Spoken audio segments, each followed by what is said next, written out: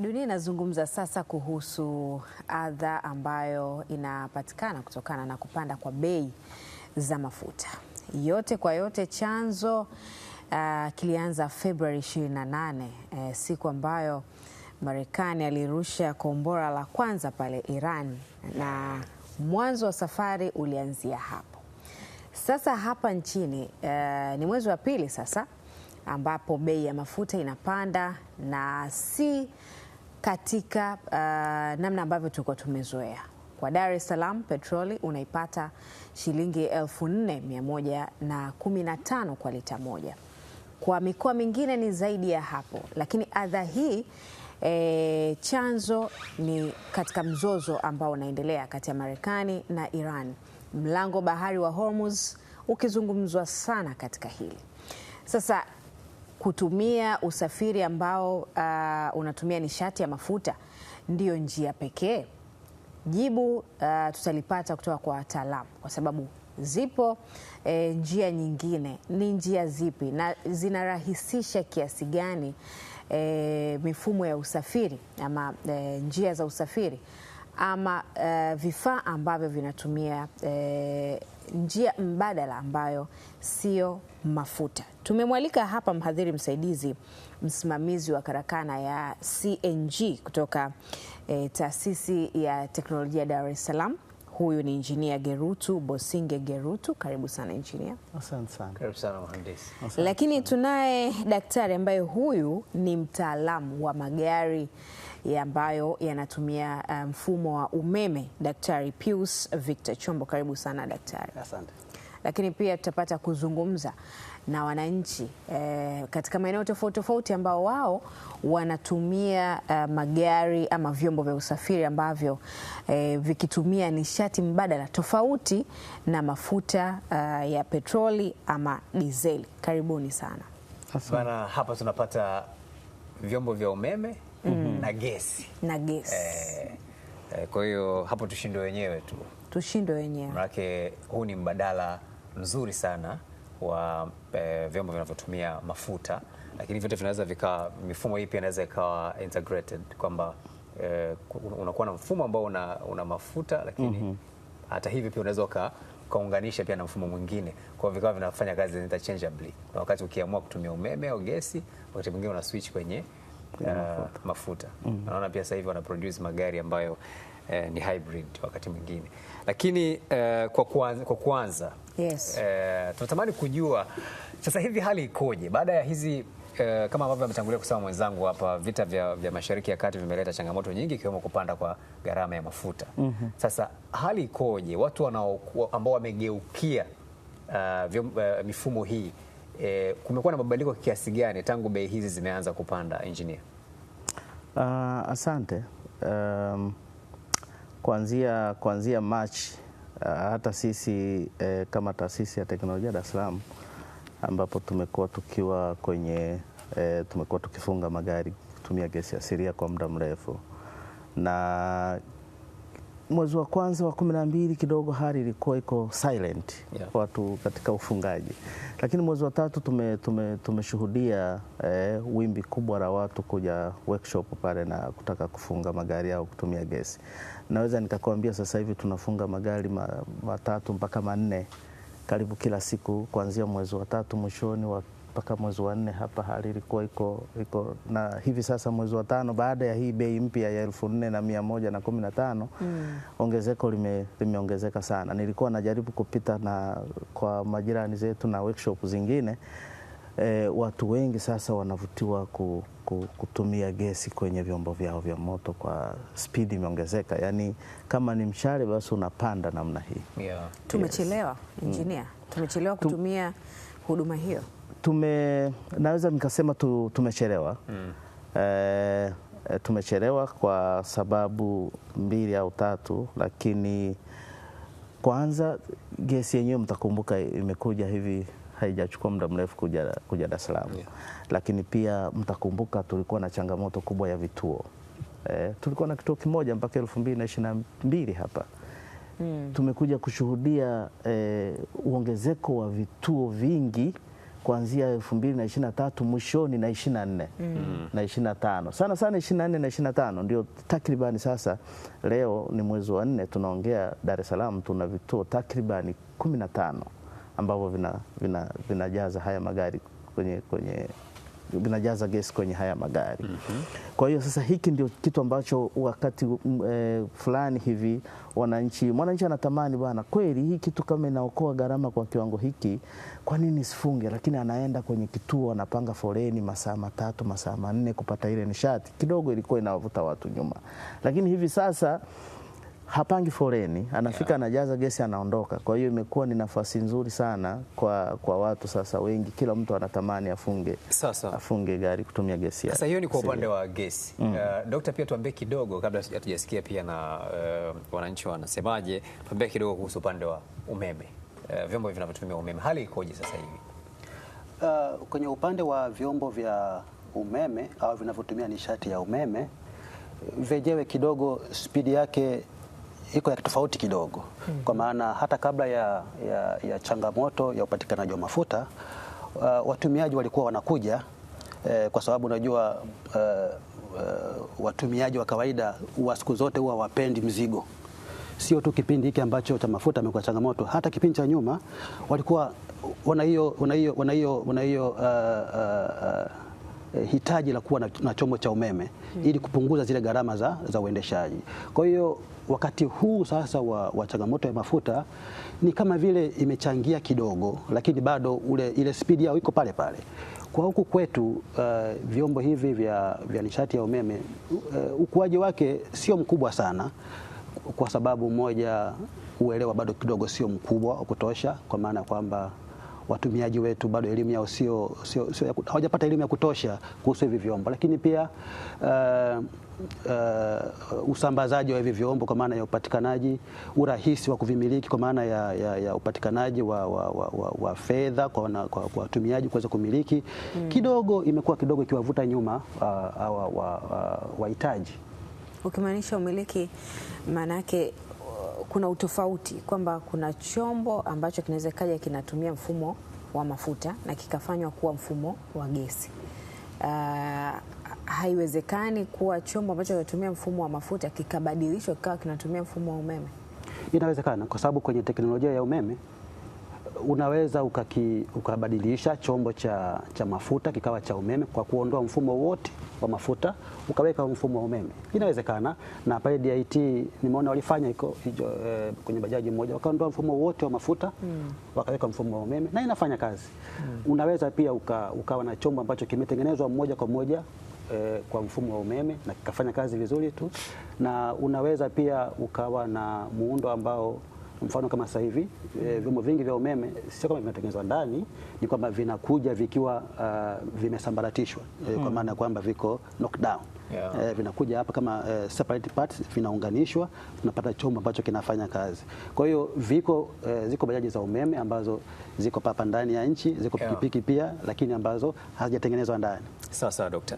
Sasa kabla tujaendelea mbali zaidi, Balkis, tunafahamu kwamba hayo tunayozungumzia ni kutokana na ongezeko ambalo limetokea, na ongezeko hili Waingereza wanasema ni substantial, ni ongezeko ambalo la haja, tunaweza kusema hivyo. Turejee tu kwenye bei za mafuta na tuangalie tu kwenye miji ya bandari kama Dar es Salaam. Kwa mfano tukianzia mwezi Machi mwaka huu, bei ya mafuta lita moja ya petroli ilikuwa shilingi 2864. Kwa maana yake hapo ukitaka kujaza full tank kwa gari ndogo yenye cc 1500 kama IST, maana yake ni kwamba ni 114,000. Sasa ilipofika mwezi Aprili, bei mpya za mwezi Aprili zilizotangazwa, bei ikawa ni lita moja shilingi 3,820. Kujaza tanki maana yake ni sawa na 152,000. Ili ni ongezeko la shilingi 38,000. Sasa ukaona ongezeko lilivyokubwa hapo. Mei 2026, maanake mwezi huu, bei za mwezi huu imekuwa na nyongeza, lakini sio kubwa kama ile iliyotoka kutoka mwezi Machi mpaka kwenda Aprili. Maanake imekuwa lita moja shilingi 4,200.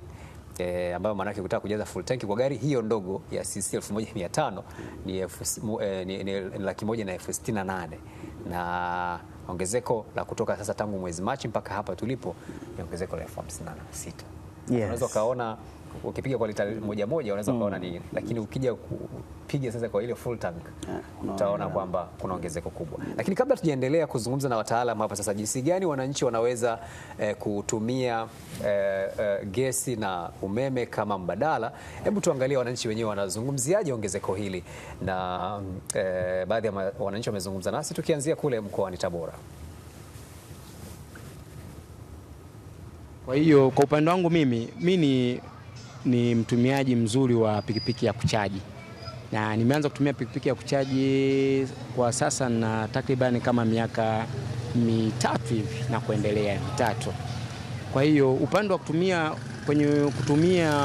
pikipiki ya kuchaji kuna nafuu inapatikana, kwa sababu umeme unaotumika kwenye kuchaji ni umeme wa labda wa shilingi 1,000. Umeme wa shilingi 1,000 ndatembea karibia kilomita 35, kilomita 40. Na pia kuna pikipiki zingine ambazo unaweza kutembea zaidi ya kilomita 45. Kwa hiyo kwa upande wangu mimi imenisaidia sana kwa sababu kwa siku nilikuwa natumia usafiri gharama ya shilingi karibia 5,000 mpaka 9,000 kwenye upande wa pikipiki za mafuta.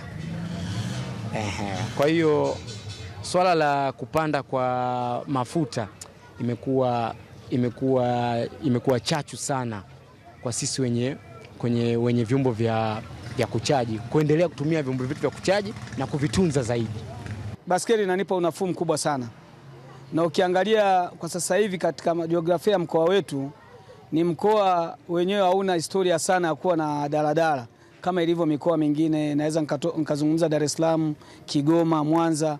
Kwa sisi wana Tabora, sisi wenye baskeli tunafaidi 100% kwa sababu inatusaidia vitu viwili. Inaturahisishia kutokana na upandaji wa bei, kutokana na mafuta. Sisi tunanufaika kwa baskeli zetu, zinatusaidia kwenda haya maeneo yote. Tungelipa gharama za pikipiki. Kwa sasa hivi kupanda pikipiki kwenda Kipalapala kama una shilingi 5,000 na ni sehemu watu walikuwa wanaenda kwa shilingi 2,000, sasa hivi ni shilingi 5,000. Sasa unaona ni jinsi gani sisi wenye baskeli tunanufaika. Na isitoshe kwamba tunaenda mbali sana. Jiografia ya Tabora si rafiki ya daladala. Ukiangalia kwa wana Tabora wanaendelea kuumia kwa vipando hivi vya kujitegemea, aidha kusema kwamba kupanda pikipiki, kupanda bajaji, na watu wa bajaji wamepandisha vipando hivi, si wao wametaka, kwa sababu ya mafuta kupanda bei kubwa, ilikuwa na shilingi 4,000 na kadhalika. Sasa ile kwa sisi wenye baskeli tunarudi, wenye baskeli bado tunanufaika na tunapata unafuu wa hali ya juu, kwamba ukitaka kwenda Isevya kama mimi sipande pikipiki. Kutoka kwa nini? Kwanza gharama ni kubwa, utaambiwa shilingi 3,000. Lakini kwa mimi nachukua baskeli yangu hii, inanisaidia na mambo mawili, inanirahisishia kufika na hapo mimi nafanya mazoezi. Hatimaye kuanza kupata solution la baadhi ya watu kukimbilia kwenye baiskeli, lakini wengine kutumia pikipiki za kuchaji pamoja na pikipiki za kutumia gesi na bajaji za gesi pamoja na magari ya gesi. Naweza nikasema kwamba ni kweli imepunguza kidogo kadhia, lakini bado tunakadhia kwa 1% kubwa, kwa sababu mafuta kama mafuta ni kiunganishi kikubwa kwa matumizi ya mwanadamu kwa siku nzima. Ni kuanzia asubuhi mpaka jioni mwanadamu anahitaji takriban wastani wa lita 1 mpaka 3 kwa matumizi ya kawaida, kwa sababu hata hii gesi yenyewe ambayo tunaitumia ili ifike hapa kwetu Tabora inahitaji pia kuletwa na magari makubwa, ambayo kwa sasa hatujapata magari makubwa yanayotumia gesi. Kwa bado inahitajika mafuta yawekwe kwenye hilo gari ili atuletee gesi. Hai, baadhi ya wananchi wakizungumza hivi sasa. Muda si mrefu tunakwenda kuona moja kati ya karakana ambazo ziko pale DIT kabisa, lakini kabla ya kwenda huko, good luck. Yes. Tuko na wataalamu hapa na tumesikia wananchi wakizungumza. Engineer Gerutu, umesema hapa Dar es Salaam kuna vituo vingi vya gesi, lakini umesikia wakazi wa Tabora kusema kule bado changamoto ipo. Na huu mbadala unasalia katika baadhi ya mikoa, au unaona kuna umuhimu wa kupelekwa katika mikoa mingi, kwa sababu ni mbadala ambao Watanzania wanauhitaji? Ni kweli, kusema kweli, mbadala huu unahitajika upelekwe kwenye mikoa mingi zaidi. Nimekuwa nikiona wenzetu wa upande wa serikali wamekuwa na mipango mizuri. Nimeona sasa wanaanza kupeleka Morogoro, Dodoma.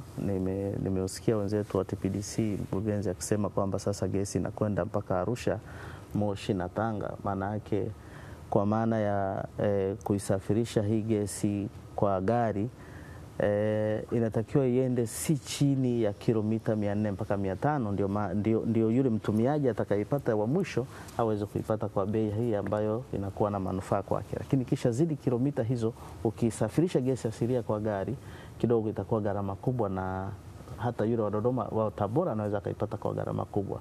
Kwa hiyo kwa wale ambao wako mikoa ya mbali, kwa mfano Mwanza, Tabora, Mbeya, inatakiwa ile gesi ibadilishwe kutoka kwenye compressed natural gas ile CNG iwe kwenye liquid natural gas.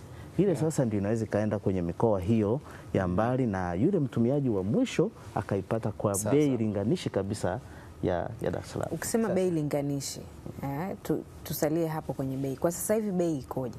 Hasa kwa maeneo ambayo gesi inapatikana. Sasa ndo hapo nilitaka turejee pale kwenye zile gharama tulizoziweka za mafuta, alafu engineer hapa tusaidie kucompare na gesi, na bei ya gesi. Hebu turejeshee zile gharama ambazo tulisema, kwa mfano bei za mwezi Machi kama tulivyosema lita moja.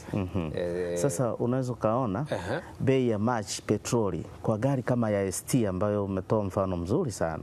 Kwa gari ya ST inakwenda unajaza full tanki shilingi 114,000. Bei ya Mei unajaza shilingi 168,000 full tank. Kwa gari ambayo ni nzima ya ST unakwenda si chini ya kilomita 120-130 kwa shilingi 114,000 Machi, kwa shilingi 168,000 Machi. Lakini kwa gari hiyo ukitumia gesi Mei, yes, ukitumia gesi asilia kwa gari hiyo utatumia shilingi 17,000 kujaza mtungi ambao unabeba kwenye gari ya ST, unakwenda zaidi ya kilomita 180 mpaka 200, ambao ni zaidi ya zile za rudia hapo engineer, ambayo ni unatumia kwa gari kama ya IST. Mtungi tunaoweka kwenye IST unabeba gesi ya shilingi 17,000. Hiyo gesi ya shilingi 17,000 ukijaza kwenye ule mtungi inakupeleka zaidi ya kilomita 180 mpaka 200.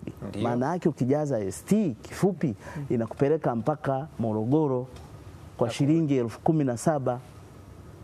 Ndio. Umenielewa? Kwa shilingi 17,000, lakini huku petroli unatumia zaidi ya shilingi 80,000 mpaka 90,000. Yani petroli unatumia zaidi ya 80 mpaka 90,000 kwenda Morogoro. Lakini ukitumia gesi asilia kilomita 200 unakwenda kwa shilingi 17,000. Ukimaanisha ile 168,000 utoe 90,000. Utoe 17,000 kutoka 168,000. Toa 17,000 pale unapata 151,000. 151,000 hiyo iweke pembeni. Hiyo 17,000 inatosha kukuwekea gesi kukupeleka Morogoro. Kwa hiyo ngoja kwanza Dr. Maana yake ukichukua mara mbili yake ni 34,000 umekwenda Morogoro na kurudi.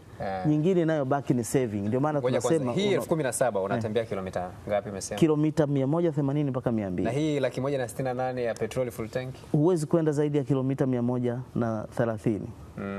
Kwa maana yake hii 17,000 ya gesi inaweza kukupeleka mbali kuliko full tank ya 168,000. Of course, yes. Na hapo tayari kwenye 168,000 umeweza kusave 150,000. Umeweza kusave 150,000. Kwa hivyo hii ni maana sahihi ya njia mbadala. Sasa hiyo ni comparison ama ulinganishi kwenye upande wa gesi. Vipi kwenye umeme? Kwenye umeme kwa gari kama hiyo ya IST ukichaji kwa gharama ya shilingi 17,000, yani maximum ukitumia sana haizidi 20,000. Unapata kilomita zaidi ya 200. Kwa gari hiyo ndogo mpaka 250. Mpaka 250. Kwa shilingi 20,000. Kwa hiyo maana yake pia una uwezo wa kusave. Dr. Rudia kwa gari ndogo kama hiyo ya IST ambayo umeona gharama zake kwenye mafuta zikipanda kuanzia mwezi Machi, mwezi Aprili na mwezi Mei, ambazo mtumiaji wa sasa hivi anazibeba hizo gharama.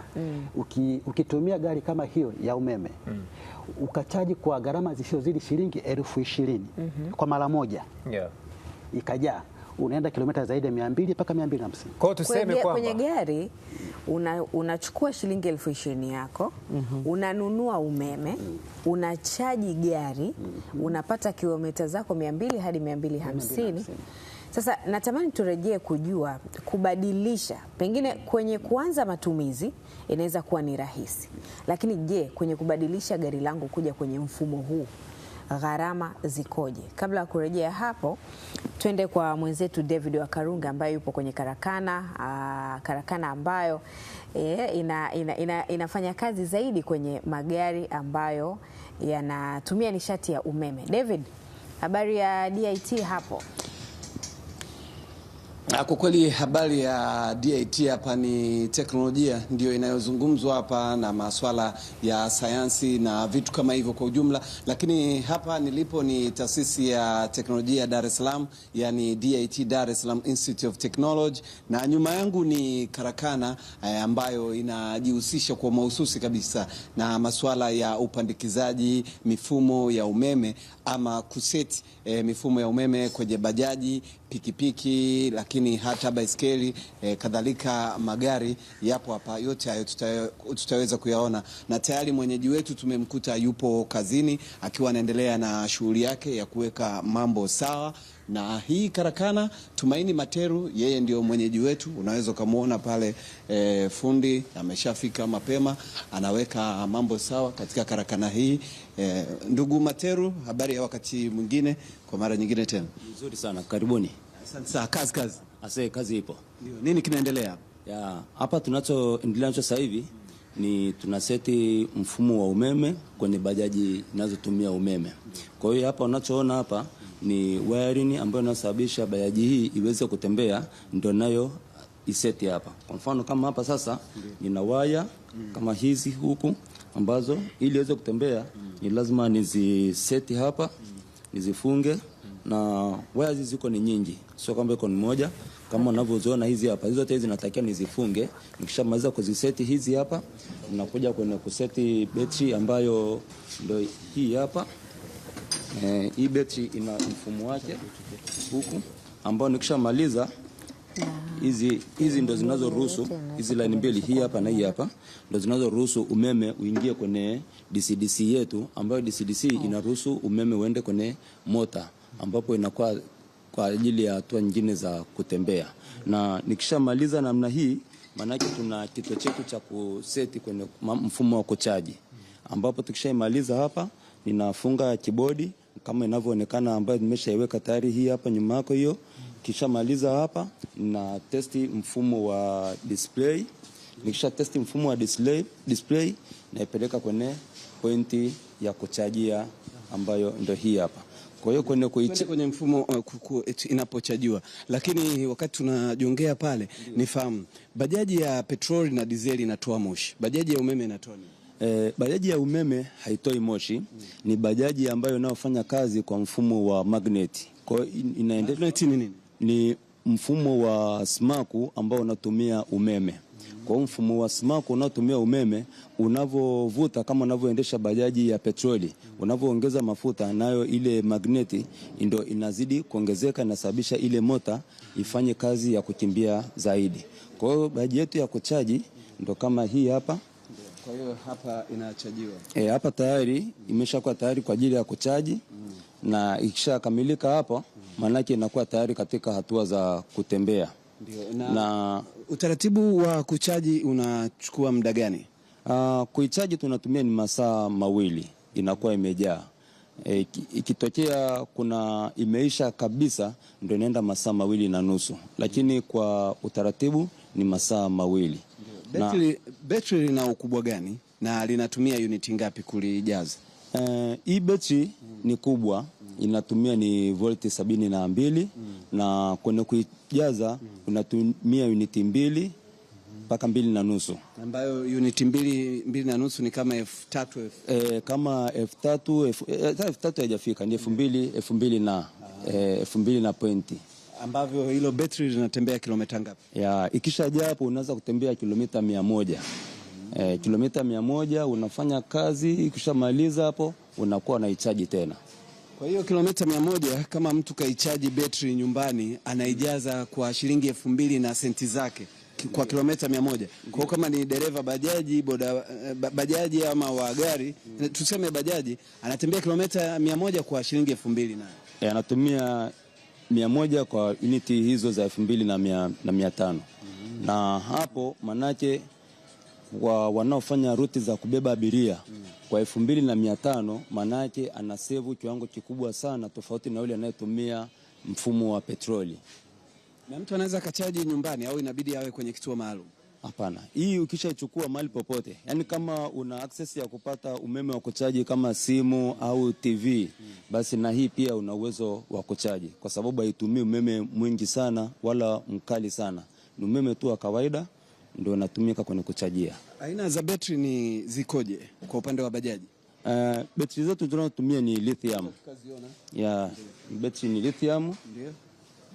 Anasema betri aina ya lithium ndizo zinazotumika, ndio inafunguliwa hapa, na tunaendelea kuona kwa upande wa matumizi ya nishati mbadala, na katika eneo hili tukiwa tunaangalia upande wa umeme. Lakini tufahamu pia katika chuo hiki cha DIT pia kuna karakana ya kuweka mifumo ya gesi katika magari na vifaa vingine vya usafiri, lakini mara hii tuko kwenye karakana hii ya kuweka mifumo ya umeme kwenye vyombo vya usafiri. Ndio, ili ni betri hii ndio betri yake inayotumia hii bajaji ambayo ndio lithium. Hii betri haitumii maji, hii inatumia mfumo wa karatasi kwa ajili ya kusevu umeme. Ili linatembea kilomita ngapi? Ili linatembea kilomita 100. Na umesema betri aina 2, na lingine linaitwaje na linatembea kilomita ngapi? Ni lithium ambalo lina ukubwa zaidi, ambalo linaenda kilomita 150, ambalo tunazo zinaenda kilomita 150, ambayo hii hapa inaenda kilomita 150. Na hapo sasa utuambie, hizi bajaji mnatengeneza wenyewe hapa ama iko vipi? Sisi tulichokifanya mpaka sasa hivi tumeanza kutengeneza wenyewe, na hatua hizi tunazoendelea nazo ni hatua nzuri ambazo tunataka tutengeneze bajaji nyingine kubwa zaidi. Kwa hiyo tumeanza na hizi ambazo zinaonekana mitaani, lakini tunakuja na hatua kutengeneza nyingine kubwa zaidi ambazo zinaweza kubeba watu wengi zaidi. Kwa hiyo betri letu ambalo linaenda kilomita 150 ndo kama hili hapa lipo kwenye mfumo mpya. Hii ina uwezo wa kwenda kilomita 150. Ndio. Basi sasa twende nje tuone pia mifumo mingine. Na kwa upande wa kuweka mifumo ya umeme, kwa upande mchakato mzima kuweka kwenye gari ama baiskeli, pikipiki inakuwaje? Mfumo upo. Na ukizingatia sisi ni kituo cha teknolojia, manake tunavumbua vitu vingi kwa ajili ya mifumo wa vifaa vya umeme. Na kama unavyoona hapa sasa hivi tuna baskeli hizi zinatumia mfumo wa umeme, na hii hapa ukiichaji unaenda kilomita nyingi zaidi. Na pia hii uzuri wa hizi baskeli huhangaiki kunyonga, maanake ukishaanza tu kutembea kidogo unaiseti mfumo wa umeme, kwa hiyo inakuwa inakimbia kama unavyoendesha pikipiki, bajaji. Kama unavyoendesha bajaji za umeme. Na hii ina uwezo wa kubeba mzigo mkubwa. Ukiangalia hichi kibebeo chake kina uwezo wa kubeba mpaka kilo 100, na inaweza kutembea kwa umbali mkubwa. Na mpaka sasa hivi tunazo na tunaendelea nazo. Ndugu Tumaini Materu, utusaidie kuelewa, hizi bajaji mna assemble ama kuna sehemu mnatengeneza hapa nchini?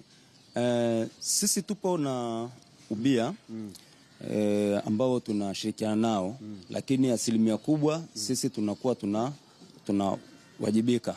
Na tuna baadhi ya vitu ambavyo tunashirikiana na wenzetu wa kituo cha China, na vingine vingi tuna hudumu wenyewe hapa. Sasa hii bajaji ambayo imetoka labda kule ni ya petroli, kuibadilisha kuwa mfumo wa gesi, gharama yake ni shilingi ngapi? ambayo imetoka kule kwenye mfumo wa petroli kuileta kwenye mfumo wa umeme, gharama yake wala haiwi kubwa sana. Kwanza ile tunaiangalia imekaa katika hali gani.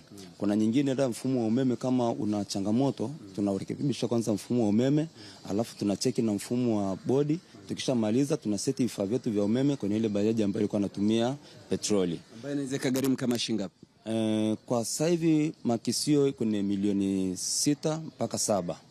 Kwa hiyo bajaji yako inayotumia petroli ikija ukilipa kiasi hicho, bajaji yako inatumia mfumo wa umeme. Ndio. Na kwa upande wa magari, kwa sababu tumeona kule kuna eneo la magari. Kwanza utuambie bei yake ni shilingi ngapi ambayo ni ya umeme kabisa? Mpaka hizi hapa zishakuwa tayari kwa ajili ya kuingia sokoni. Bei yake hii hapa tunauza milioni 11.2 laki. Milioni 11.2 laki. Milioni 11.2 laki. Ndio. Na betri kwa asubuhi, mtu ameamka asubuhi ameingia barabarani, mpaka saa ngapi anakuwa betri limeisha chaji ili aweze kuchaji tena? Hivi vyombo vyetu ambavyo vinatumika na wajasiriamali, mara nyingi akiamka ile saa 11 au saa 10, akitembea mpaka saa 4 unakuta ameshamaliza chaji. Kwa hiyo anatafuta tena utaratibu wa kuchaji, ambao kuchaji ni takriban zaidi ya saa 1. Kuchaji anatumia masaa 2 au 2.5 kutokana na namna betri yake ilivyopungua. Ndio. Ndio. Na ana uwezo wa kuchaji kwa masaa 2.5. Akimaliza anaendelea tena na biashara ya kutafuta kipato. Baada ya hapo anarudi tena anaichaji, anakuwa amefunga kazi. Kwa hiyo kwa siku anaweza kaichaji mara 2. Kwa hiyo kichaji mara 2 manake ametembea kilomita 200 au 300. Kwa zile zinazotumia 150 anatembea kilomita 300. Kwa hiyo ukiangalia kwa hali ya Dar es Salaam ilivyo na barabara zetu, anaweza akafanya vizuri zaidi na akatumia kilomita zote hizo akamaliza. Ndio. Tumaini, tuone pia kwenye gari kule, utueleze utaratibu wa kubadilisha mfumo wa gari una upekee wa namna yake, ama nayo ni utaratibu kama tunavyoona kwenye bajaji? Kubadilisha mfumo wa gari una upekee wa aina yake, kwa sababu ile gari tayari inakuwa inatumia ni petroli. Kwa hiyo sasa tunapofanya tunaongeza ule mfumo wa gesi ili iweze kufanya kazi kwa kushirikiana na mfumo wa gesi. Kwa hiyo manake sasa inakuwa kama hybrid, kwa sababu naweza kutumia petroli na kutumia gesi. Gari yetu hii hapa inatumia gesi na hii gari inatumia nini na nini? Hii gari inatumia petroli na pia inatumia mfumo wa gesi. Mfumo wa gesi au umeme? Wa gesi asilia. Mfumo wa gesi asilia, kama unavyoona ina lebo hii, ni gari ambayo inatumia mfumo wa gesi asilia. Lakini tufahamu, ingekuwa unaiwekea mfumo wa umeme, gharama zingekwendaje na utaratibu ungekuwa vipi? Kwa gari kama hii hapa kuweka mfumo wa umeme, gharama yake inakuwa ni juu zaidi. Na mfumo wa umeme kwa gari kama hii unaenda zaidi kama milioni 32 kwenye gari kama hii hapa, ili ziweze kutembea kwa mfumo wa umeme. Na sasa hiyo si gharama sana, kwa sababu gari kama hii kuwekea tena mfumo wa umeme itumie kama milioni 32. Watu sio wanaweza kuona umeme parefu sana. Kwa mahesabu ya kawaida unaona ni parefu, lakini ukiangalia kwa namna ya petroli anayoitumia, ukipiga mahesabu kwa mwaka, hiyo hela utaigundua ni ndogo, kwa sababu ni gari ambayo unaitumia kwa miaka mingi, hauitumii kwa siku moja. Kwa hiyo unavyotumia mfumo wa umeme, manake unakuwa unasevu ile gharama ulikuwa unaitumia kwenye petroli. Na betri zake inakuwa ni kama za bajaji au kuna betri maalum kwa ajili ya magari? Hizi na betri maalum. Inashaingia kwenye mfumo wa umeme, betri ile ya gari ile inakuwa tu kama kianzilishi. Inakuwepo betri ile ya gari, lakini inatumika kama kianzilishi kwenye ule upande wa kuwasha, lakini kwenye kuendesha kuna betri maalum za lithium zinazotumika kwenye kuendesha gari ya umeme. Asante sana Tumaini Materu, kama ambavyo ameweza kutueleza, ndiye mwenyeji wetu lakini na fundi ameweza kutuonesha mambo jinsi yalivyo kutokea hapa DIT, na tayari tunaweza kuona kuna bajaji kadhaa hapa za umeme. Kama unavyoweza kuona kule imetuonesha umeme ni 100%. Kwa hiyo ni bajaji ambayo ukikutana nayo ama ukipanda jua inatumia umeme. Kwa hiyo waendesha bajaji za aina hii hawaendi sheli. Kwa hiyo mambo ya sheli Shell? Hapana. Kukutana Shell ni tunawaachia wale wengine wanaotumia petroli na diesel. Kutoka katika eneo hili la karakana ya DIT, mimi ni David Wakarungi na nilikuwa nikikuonesha upande wa pili wa matumizi ya nishati mbadala wakati huu ambao tunaona petroli na ama mafuta kwa ujumla yakiwa yanazidi kupanda bei.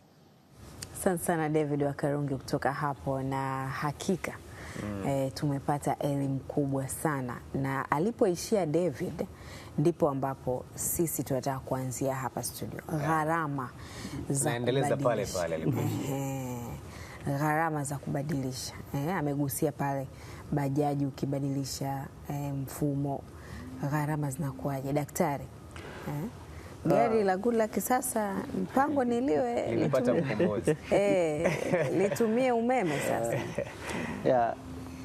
Kiteknolojia inawezekana kubadilisha kutoka kutumia mfumo wa mafuta kwenda kutumia mfumo wa umeme, na tumeona mfano kule Arusha kuna kampuni ya E-Motion wenyewe wanabadilisha mfumo wa magari yao ya watalii kutoka kutumia diesel na natumia umeme.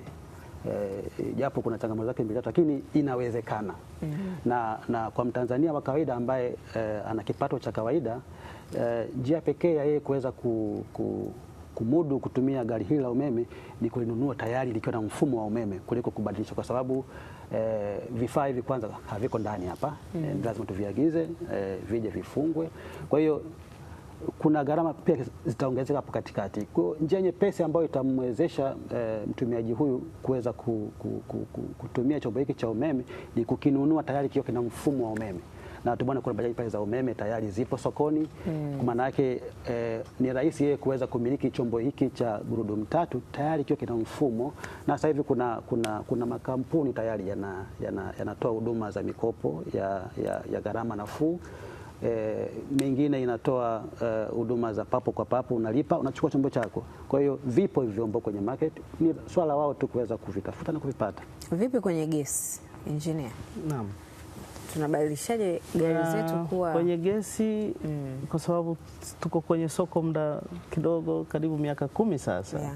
Gharama zetu nakumbuka mwanzoni ile 18 19 tulikuwa tunabadilisha karibu milioni 2.5 milioni 2.7, lakini tunashukuru serikali ilikuja ikapoza kidogo gharama za uagizaji, hasa kwenye nishati hii ya gesi asilia, vifaa vile.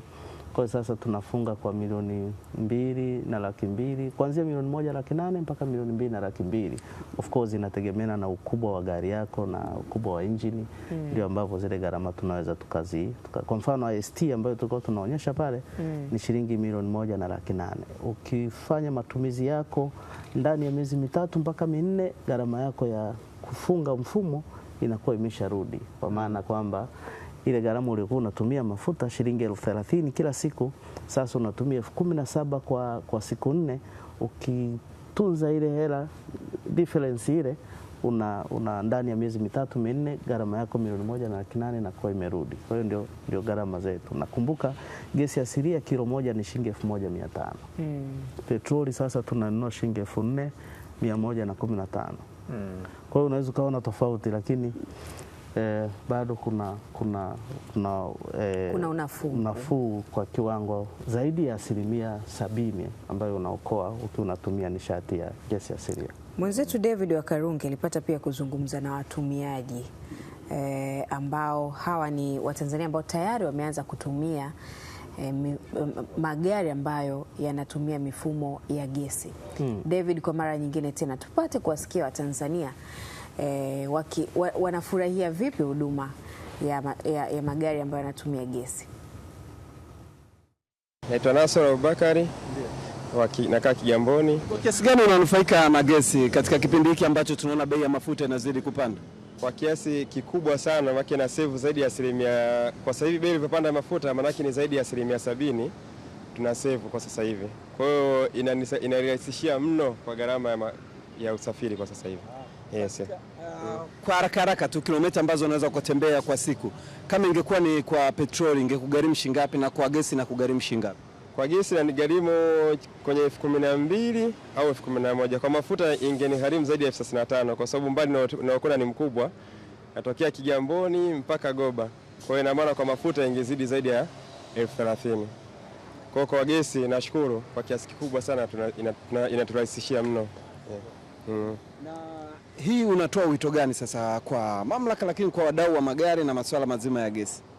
Mimi natoa wito mkubwa sana kwa mamlaka kuongeza nguvu, kwa sababu gesi tunayo, hatufanyi importation. Kwa hiyo serikali iongeze nguvu kupunguza baadhi ya vikwazo. Unajua investment ya gesi ni kubwa.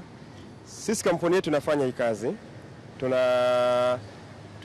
Tunafanya installation ya kuweka gesi kwenye magari, lakini pia ukiangalia huu mradi unatumia gharama kubwa mno. Kwa hiyo serikali iongeze nguvu katika kuwapa mitaji watu ili wafanikishe kuanzisha vituo tofauti tofauti vya gesi, kwa sababu kwanza inatunza mazingira tunaona, lakini pia kutokuwa na haja ya kama mafuta. Naona pressure kubwa tuliokuwa nayo ya kufanya importation ya mafuta, hasa hali tuliokuwa nayo sasa hivi. Kwa nafikiri ni kipindi rasmi serikali kuongeza nguvu zaidi. Naona jitihada zao kwa miaka 10 iliyopita, lakini tunaomba serikali iongeze jitihada zaidi katika kuongeza nguvu katika miradi hii. Naitwa Emmanuel Malowa bwana. Emmanuel, vipi hali ya biashara na wewe unatumia gesi katika kipindi hiki ukilinganisha na kwa upande wa petroli? Ukifananisha petroli na mafuta kwa sasa hivi haiwezekani, kwa sababu gesi ni rahisi sana. Gesi full tank kama kwangu mimi unaweka gesi 6,000, kwa full tank utaweka karibu 29,000. Kwa hiyo gesi inatusaidia sana. Ikiwezekana inabidi nafikiri vifaa vya gesi vipunguzwe ili kila Mtanzania atumie gesi kwa urahisi zaidi. Kwa hiyo ni mafuta na gesi haviwezi kufanana hata kidogo kwa kipindi hiki. Kwa sababu wewe una unafuu na tunaona bei inapanda kulingana na maeneo na maeneo. Nyie mnawafanyaje wateja unafuu? Kwa sababu tayari mna unafuu. Ujue mpaka sasa hivi hapa nauli imepanda kwa kiwango kidogo. Kwa hiyo hata yule Mtanzania ukimlazimisha apande bei umwambie sasa hivi, hapo unatoka Ubungo unaenda Buguruni. Ukimwambia 2,000 hawezi kukubali. Sio hawezi kukubali kwa sababu ana nini? Kipato chake naye kinambana na yeye. Kwa bei yake ile unaenda Buguruni kwenda hivi 1,000. Buguruni kwenda bado vile vile ni 2,000. Kwa hiyo mtu wa mafuta kusema atoke vile mpaka 2,000 katika tumia mafuta 8,000 hawezi, maana yake itabidi yeye apumzike tu hapo. Na utuambie, mnapokuwa mnajaziwa gesi hapa ni lazima ujaze full tank ama kuna kupimiwa ya 4,000 3,000 ukihitaji, kwa sababu hii mashine sinaweza kuandikwa. Sisi tumeshazoea kwa sababu urahisi wake, mtu akifika anajaziwa tu moja kwa moja tu. Ila ukisema 4,000 utajaziwa, ukisema 2,000 utajaziwa. Naitwa Deus Mniko. Sasa hivi kilo ya gesi shingapi? Kilo ni 1,550. Na wewe bajaji yako tunaona inatumia gesi. Vipi, unanufaika kwa kiasi gani? Kwa sababu tunaona sasa hivi bei ya mafuta iko juu na nyie gesi mambo vizuri. Gesi bwana, tunanufaika sana kwa sababu nikijaza mtungi wangu najaza kwa shilingi 6,000. Naweza nikaenda ruti 3 Mwenge Gongo la Mboto ruti 3. Ukikaunti kilomita hapo ni nyingi sana. Na kwa siku natumia mitungi 2 tu kwa siku. Ule wa 3 najaza jioni naenda kulala nao. Kwa ukiangalia ni mtu ambaye anapiga kidaradara alafu waga spoye, lakini bado natumia mitungi 2. Mtu anayetumia mafuta hawezi kufanya hivyo. Ambapo ingekuwa ni mafuta haraka haraka ungetumia kama lita ngapi hapo? Ama ingekupiga kama shingapi? Hapo lita 10 na zishaenda. Akiamua apige kidaradara lita 10 na kitu zishaenda, tofauti na mimi. Naitwa Mtila na Solo Mfaume.